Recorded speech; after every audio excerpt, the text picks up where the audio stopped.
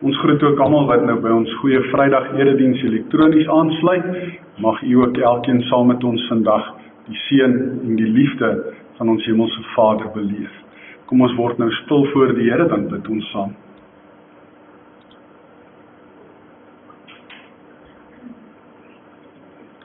Ons Vader wat in die hemel is, elke jaar wanneer ons so by mekaar kom op goeie Vrydag, doen ons dit met gemengde gevoelens in ons harte. Aan die een kant is ons hartseer, want ons weet dat dit wat Jesus moes ly, alles as gevolg van ons sonde is. Maar aan die ander kant is ons opgewonde en dankbaar, omdat ons weet dat juist dit vir ons verlossing gebring het.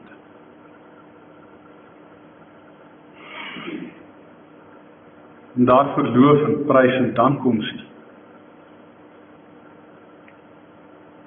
Ons wil bid dat U vanoggend vir ons sal help om te verstaan waarom dit alles gebeur het. En hoe groot U liefde vir ons is.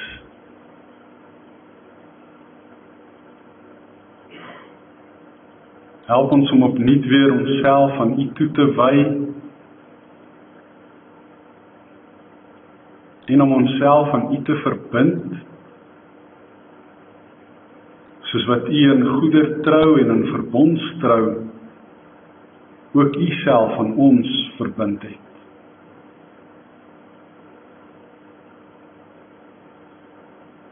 Gebruik vandag asseblief die genademiddele, die woord en die sakramente, om ons geloof te versterk, en ons te help om te groei na geestelike volwassenheid. Ons bid dit in Jesus se naam. Amen. Maatjies, ek het vanoggend iemand saamgebring met julle baie lanklaas gesien. Ek kan nie eens onthou wanneer laas was hy saam met my hier gewees. Dus, ja, miskien moet hy homself voorstel. Goeiemôre meneer, hoe gaan dit? En stel jouself 'n bietjie voor. Guten Morgen alle kinderen, guten Morgen alle Menschen. Mein Name ist Hermann von Stockenstroom. Goed, hy het maar net Duits gepraat, dis hoekom dit so snaaks klink, want hy kom van Duitsland af, en hy het gesê, sy naam is Herman van Stockenstroom, en hy groet ons almal, al die mense en al die kinders. Gaan dit goed met jou, Herman? Mir geht es goed, danke, en Sie? Met ons gaan dit ook baie goed, dankie. Jy is 'n groot kenner op die gebied van die Heidelbergse Katechismus, nie waar nie? Jawohl, ich kenne die Heidelberger Katechismus sehr gut, ja. Hy sê, hy ken dit baie goed. So gaan jy vandag weer vir ons so ietsie daarvan vertel. Jawohl, ich willen sehr mir erzählen von es, ja. So, kom ons kyk, wat het jy dan nou vandag hier vir ons, dat ons net om daar kan oproep. Daar sê, die Heidelberger Katechismus, Frage 13, können wir aber selbst für unsere Schuld bezahlen? Nein, sondern wir machen sogar die Schuld noch täglich größer. Goed, nou wat beteken dit? Maatjies, as ons dit in Afrikaans vertaal, dan kom dit daarop neer, dat ons die vraag vra, kan ons self ons eie skuld as gevolg van die sonde betaal? Is daar 'n manier dat ons self kan verlos, dat ons self vir ons redding kan bewerkstellig, dat ons dit self op ons eie kan regkry? En dan sê die Heidelbergse Katechismus nee, want ons maak elke dag net ons skuld groter en groter, omdat ons elke dag sonde doen. So, omdat ons sondaars is en elke dag sonde doen, is dit onmoontlik vir ons om self ons eie skuld te kan betaal. En daarom die volgende vraag, Frage 14, kan aber irgendein Geschöpf für uns bezahlen? Met ander woorde, kan enige iemand wat geskep is, of enige skepsel, vir ons die skuld betaal, of die prys betaal? En dan kom die antwoord, dat ons hoor Herman, nein, denn erstens will Gott an keinem anderen Geschöpf strafen, was der Mensch verschuldet hat. Zweitens kann kein Geschöpf die Last des ewigen Zornes Gottes gegen die Sünde ertragen und andere davon erlösen. Sjoe, ja, dis 'n mondvol, nee. Dit beteken nee.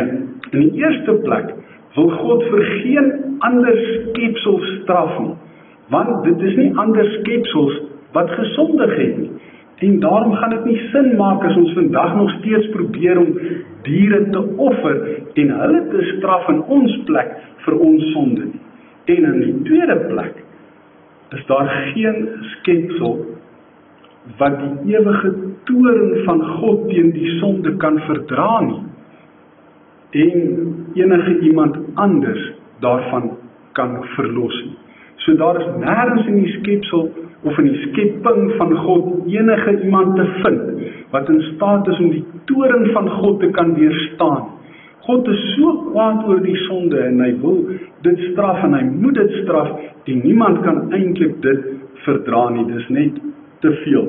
En in die proses iemand anders van hulle sonde kan probeer verlos. En dan die volgende vraag, was für einen Mittler und Erlöser müssen wir denn suchen? So met ander woorde, watter ander middelaar sou daar ooit kan wees, wat as 'n verlosser kan optree en wat ons moet soek, om te probeer vind, gaan ons so 'n verlosser kry. Einen solchen, der ein wahren und gerechter Mensch und doch stärker als alle Geschöpfe, also auch wahrer Gott ist. So die enigste volmaakte verlosser is iemand wat in staat is om 'n mens te wees sonder sonde, 'n mens wat geregtigheid aan sy kant het, wat nooit in sy lewe sonde gedoen het, maar 'n mens wat ook so sterk is, sterker as enige ander skepsel. Dit moet dus ook iemand wees wat ware God is, want net God alleen is sterk genoeg om dit te kan doen. En waar gaan 'n mens dan nou iemand kry wat 'n ware mens sonder sonde is, en dan ook terselfdertyd ware God is? Dit maak vraag 16 vir ons duidelik, hoekom dit nodig is. Waarom moes ein wahrer und gerechter Mensch sein? Die Sünde wordt für den Menschen begangen, darum verlangt Gottes Gerechtigkeit, dass ein Mensch für die Sünde bezahlt. Wer aber selbst ein Sünder ist, kann nicht für andere bezahlen.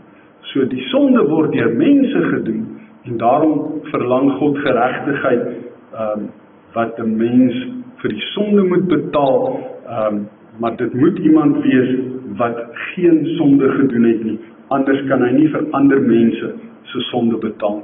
En dit moet 'n mens wees, dit kan nie 'n dier wees, soos ons nou al reeds gesê het. En dan die laaste vraag, dink ek Herman, wat jy vir ons hier kan behandel uit die Hebreëse Katekismus, waarom moes zugleich wahrer Gott sein? Hoekom moet dit iemand wees wat ook waarlik God is?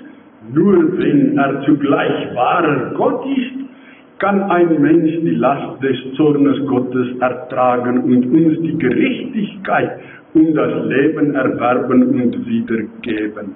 So met ander woorde, net God en God alleen is in staat om die toorn van God te kan dra, om God se woede te kan absorbeer en sterk genoeg om ons las van die sonde te kan dra en so geregtigheid en die ewige lewe vir ons te kan verwerk en te kan kry.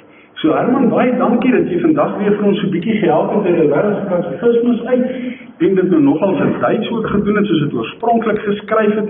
En kort kom dit daarop neer, geliefdes, dat Jesus die enigste volmaakte verlossingsplan van God is, omdat hy volledig waarlik 'n mens is wat gebore is, maar ook omdat hy waarlik God was en daarom God se straf kon dra. En dan daardie belangrike kenmerk wat hy gehad het, dat hy 'n geregtigheid mens was, 'n mens wat voldoen het aan God se geregtigheid, wat nooit enige sonde gedoen het. En ons gaan vandag dan nou verder gesels oor eerbied vir die Here, en ons lees uit Markus hoofstuk 15, waar die sterwensverhaal van Jesus neergeskryf is. Markus word beskou as die oudste evangelie, die een wat heel eerste geskryf is.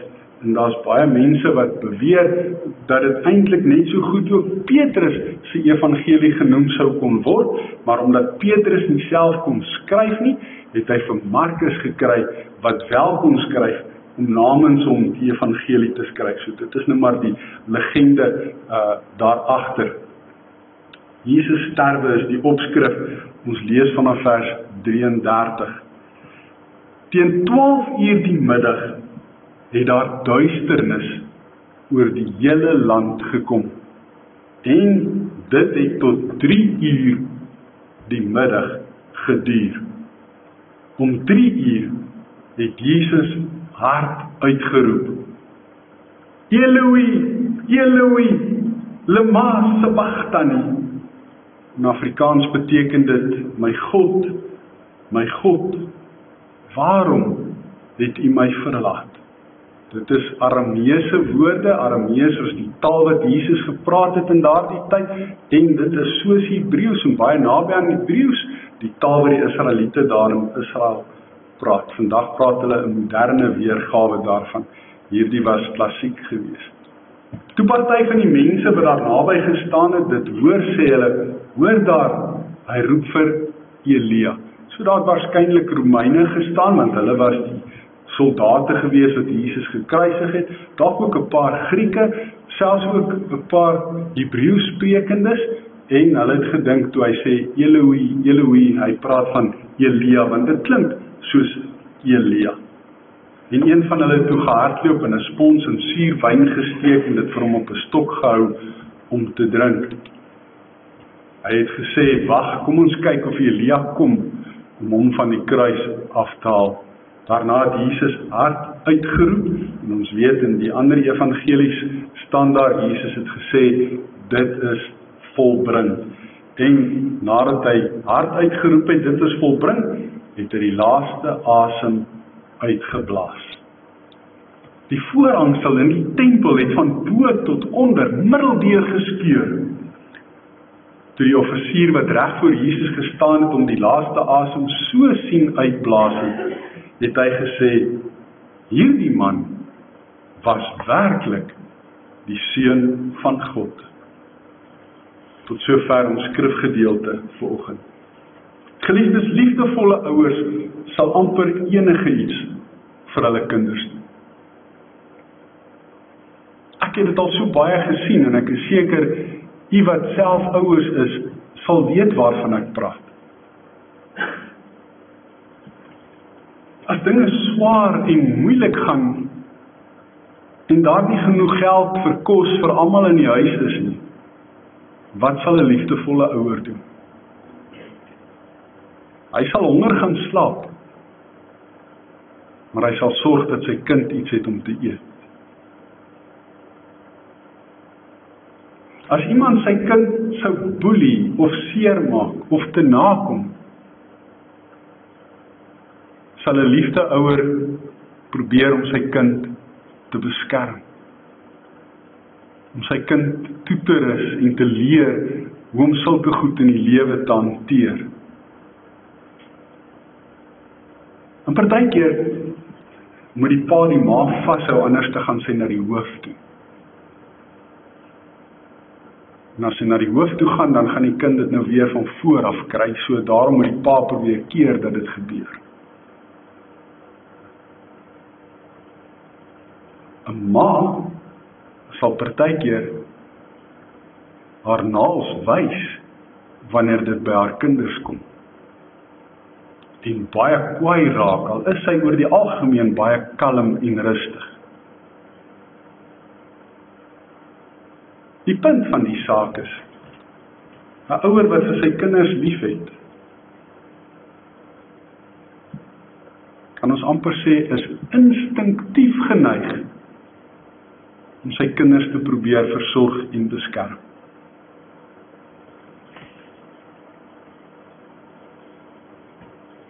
Dit laat 'n mens dan wonder. As dit dan waar is, hoekom het God die Vader,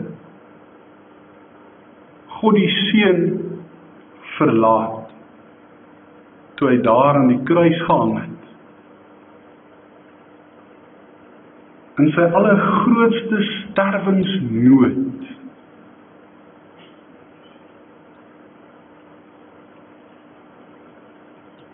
toe almal om hom gestaan het en gesê het, as u die Christus is, kom van die kruis af, verlos u self. En selfs die ou langs hom aan die kruis gesê het, dien dan sommer vir ons ook.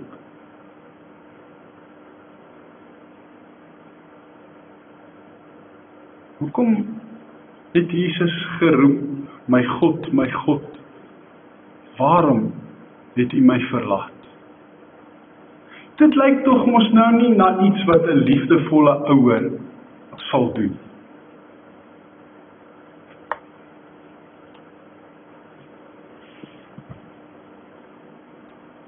Dit is baie moeilik om hierdie vraag te antwoord. Maar daar is 'n paar goed wat ons in gedagte moet hou, wat ons kan help om iets daarvan te verstaan. Jesus moes as mens gebore word, soos ons uit die Heidelbergse Katekismus gesien het. En hy moes as mens, wat nie sonde gedoen het, die sonde van die hele wêreld vat, en dit op hom neem, op sy skouers neem. En hy moes dit saam met hom al die pad na Golgotha toe dra, soos wat hy die kruis gedra het. En toe hy daar aan die kruis gehang het, het hy al ons sondes op sy skouers gehad. Paulus sê, daardie bordjie wat aan die kruis vasgespijker is, wat sy beskuldiging bevat, is eintlik al ons sondes wat op daardie bordjie staan. Elke ongehoorsaamheid wat ons gedoen het, elke wit leentjie wat ons vertel het, maak nou nie saak wat dit was nie. Hy het dit op hom geneem. En dit is belangrik om te besef dat Jesus, wat ware mens was, maar ook ware God was, omdat hy die twee nature gehad het, die goddelike en die menslike natuur, dat die oomblik toe hy daar aan die kruis gehang het en al ons sondes op hom geneem het, hy dit gedoen het as mens. En toe hy daar gesterf het en sy laaste asem uitgeblaas het, het hy dit as mens gedoen. Nie as God nie. Want dan sou dit beteken dat God gesterf het en God kan nie sterf. En daarom skryf Paulus in Kolossense 1 vers 22 dat Jesus as mens gesterf het vir ons. En in Jesaja het dit al reeds geprofeteer in Jesaja 53 vers 5 dat hy ons sondes op hom sou neem. Dis nou maar net 2 teksverse wat dit sê, dit staan op talle ander plekke ook in die Bybel. Dat Jesus daar die vloek van ons, wat ons moes dra, of ons sonde, op hom geneem het. En dan moet ons iets van God verstaan en iets van sonde verstaan. Dis soos water en olie wat nie meng nie. God en sonde pas nie by mekaar nie. Dit is soos die twee teenpole van 'n magneet wat van mekaar af wegstoot. Sonde bring verwydering tussen ons en God. Dit bring vyandskap tussen ons en God. En wanneer Jesus dan nou al ons sonde op hom neem, en as mens sterf, dan distansieer die goddelike natuur homself van die sonde, omdat God nie sonde op hom kan neem nie. En dan gebeur daar iets, van 12 uur die middag tot 3 uur die middag. En dis wanneer die son op sy warmste skyn, wanneer hy sy hoogste posisie bereik het, wanneer dit die helderste lig van die dag is, daar kom vir 3 ure lank, op daai tyd, in die middel van die dag, duisternis. Daar kom 'n donkerte oor die aarde. En of dit nou sonsverduistering was, en of dit nou geweldige donker wolke was, baie bewolk geword het, dit word nou nie gesê nie. Maar daar word wel gesê dat daar duisternis gekom het. 'n Ongekende, onbeskryflike en vreemde duisternis, wat almal verstom gelaat het. En juist dit bevestig dat Jesus al ons sondes op hom geneem het. Want 1 Johannes 1 vers 5 sê, God is lig, en daar is geen duisternis in hom. So dit bewys vir ons dat daar 'n afstand gekom het tussen God wat heilig is en Jesus wat nie sonde gedoen het nie, maar al ons sonde op hom geneem het op daai tydstip en tydperk. Want sonde en duisternis word met mekaar vereenselwig in die Bybel, terwyl God en lig met mekaar vereenselwig word. En dan staan nog 'n derde rede hoekom Jesus hierdie woorde gesê het. Dit is 'n aanhaling woord vir woord uit Psalm 22. En daarom is dit belangrik om Psalm 22 te lees wanneer jy ook hierdie verhaal lees. Want ek dink, ek kan dit nou nie met sekerheid sê nie, want niemand van ons kan dit met sekerheid sê nie, omdat ons nie gedagtes kan lees nie, omdat ons ook nie op daardie stadium daar was om Jesus se gedagtes te probeer lees nie. Ek dink, Jesus het Psalm 22 gebid, en hy het daardie Psalm in herinnering geroep, want daardie Psalm,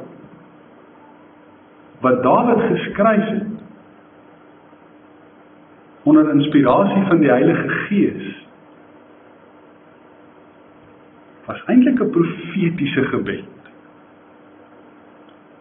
Dalk het Dawid 'n soortgelyke ervaring gehad.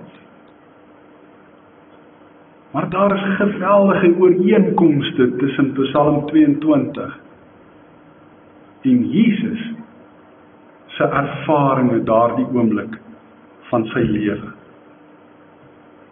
Psalm 22 sou ons kon sê is soos 'n profesie wat Jesus se ervaring beskryf. Die Psalm begin by God verlatenheid. My God, waarom het U my verlaat? En dan verder in die Psalm staan daar, God bly ver wanneer ek om hulp roep. So asof hy nie wil naderkom om my te help nie. Dit was die belewenis van die psalmdigter. Dieselfde belewenis wat Jesus ook gehad het. Die psalm praat ook van bespotting. Almal wat my sien, spot my. Hulle kyk na my met leedvermaak. Dis die woorde wat in die psalm gebruik word. Daar word gepraat van marteling in die psalm. Marteling deur wreedaardige mense wat my omsingel.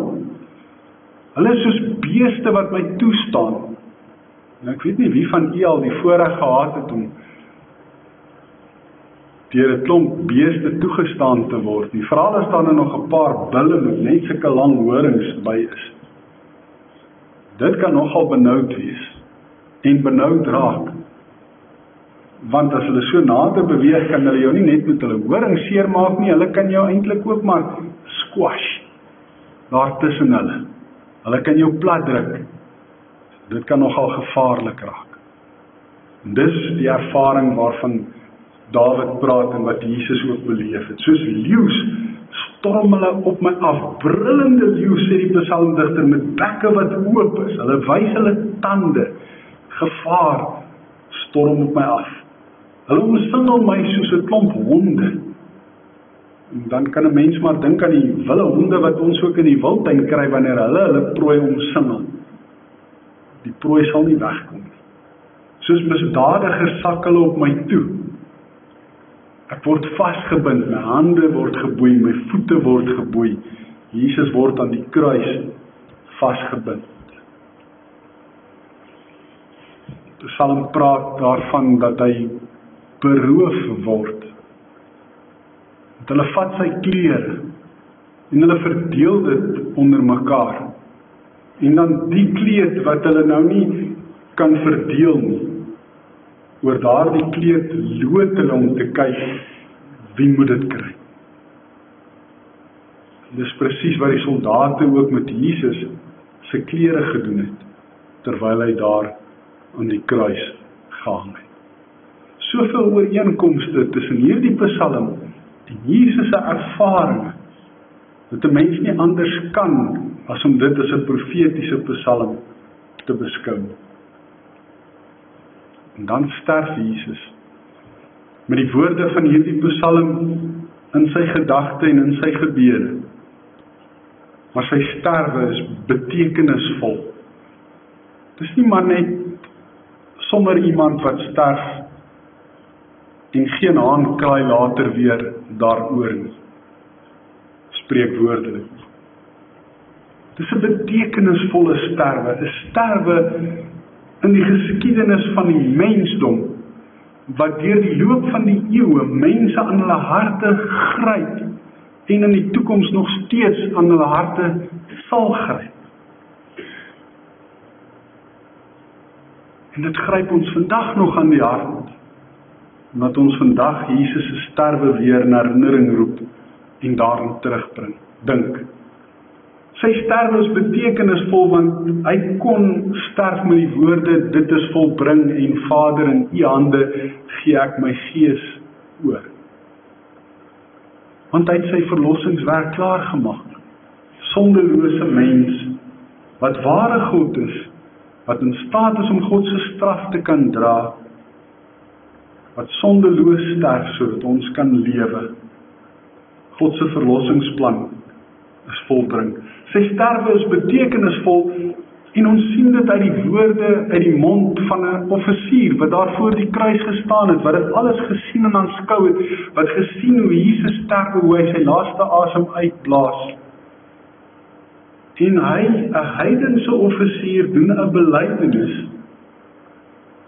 Hierdie man was werklik die seun van God. Hierdie gebeure wat hy voor hom sien afspeel het, moes hom oortuig het daarvan. Anders sou hy nie so 'n belydenis kon doen nie. En hierdie belydenis word nou nog vandag, eeue later bely, dat Jesus werklik die seun van God is, dat hy ware mens, maar ook ware God was. Soos 'n liefdevolle Vader, was God daar besig om alles te doen, om ons, sy kinders, te kan verlos. Ons het in die begin gesê, liefdevolle ouers doen alles vir hulle kinders, alles wat hulle kan. Dis presies wat God gedoen het. Jesus aan die kruis is God se plan, sodat daar betaal kan word vir die sonde, sodat ons vergewe kan word en ewige lewe kan hê. God het dit vir ons gedoen, hy het dit vir jou gedoen, hy het dit vir my gedoen, hy het dit vir ons gedoen. Omdat hy 'n liefdevolle Vader is wat ons lief het. Hy het die hoogste offer, die hoogste prys, die duurste prys betaal, deur self mens te word. Deur gemartel, gespot, gespoeg, geslaan, gekruisig te word, en te sterf, as mens, sodat ons verlos kan word. Dit is die grootste verhaal in die menslike geskiedenis. Die mees betekenisvolste. Want God se verlossingsplan is volmaak. Daar's nie 'n beter plan nie. Dis die heel beste plan om ons sondes weg te neem en ons te vergewe en ons ewige lewe te gee.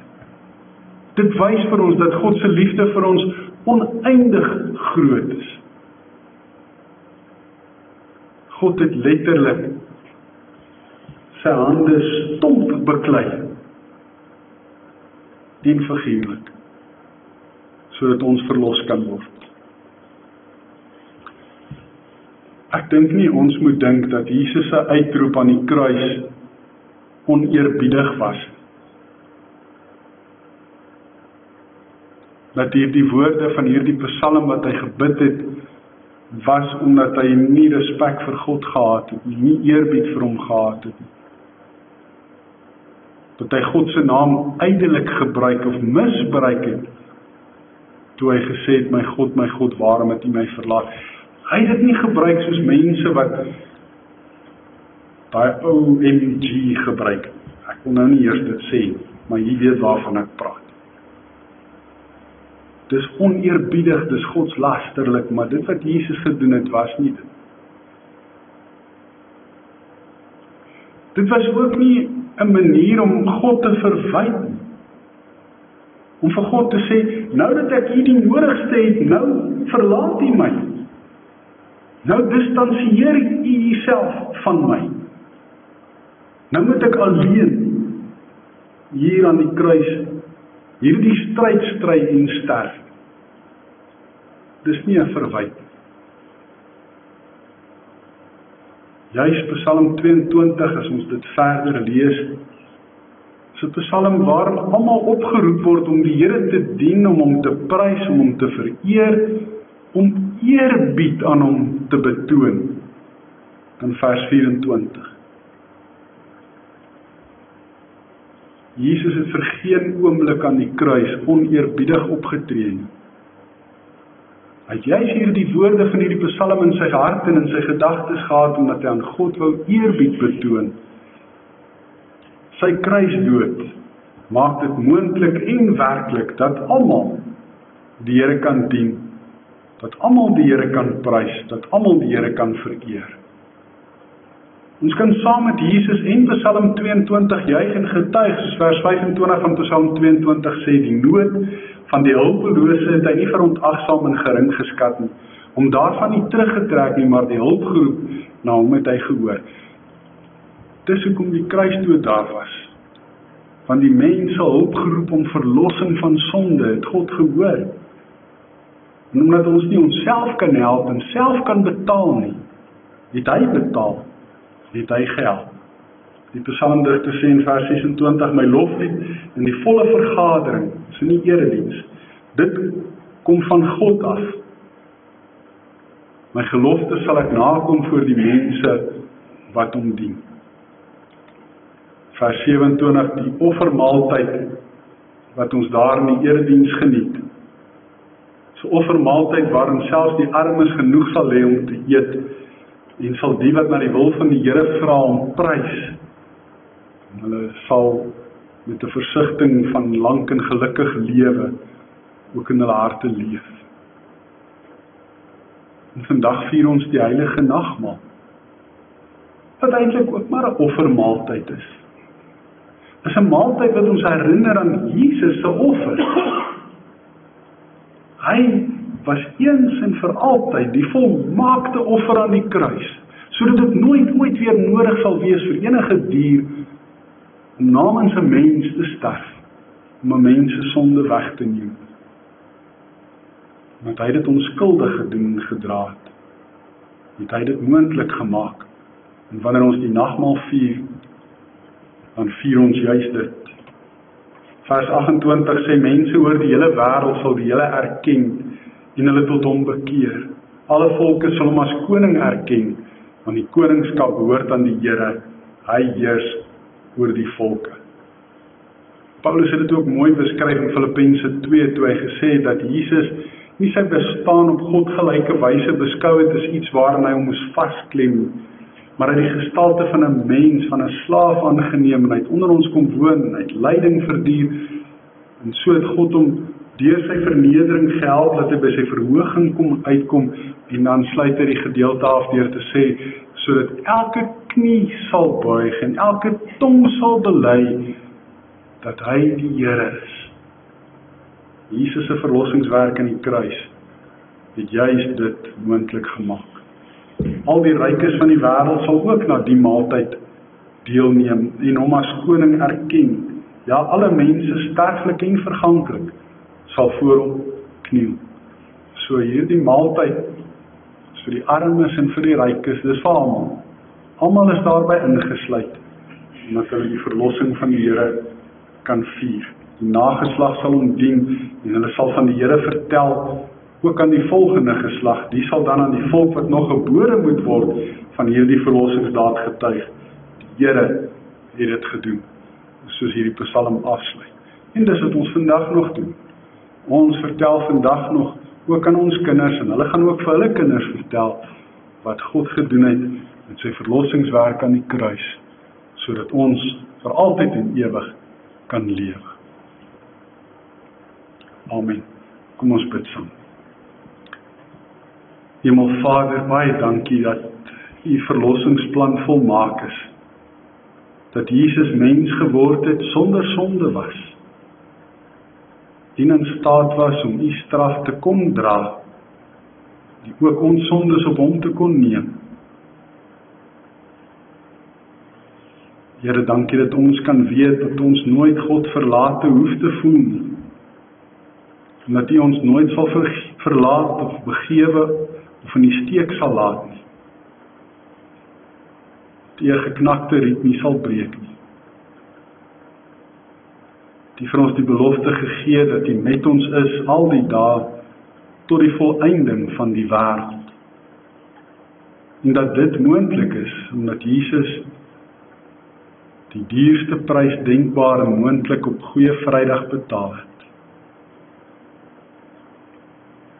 Vader, dankie dat u ons oneindig baie lief het en dat u alles moontlik gedoen het. En vir ons u kinders te laat wees en ons te verlos. Here, daarom kom ons vol berou oor ons sonde na u toe. Bid ons dat u ons sal vergewe. Dat u ons sal seën ook nou met die heilige nagmaal. In Jesus se naam. Amen.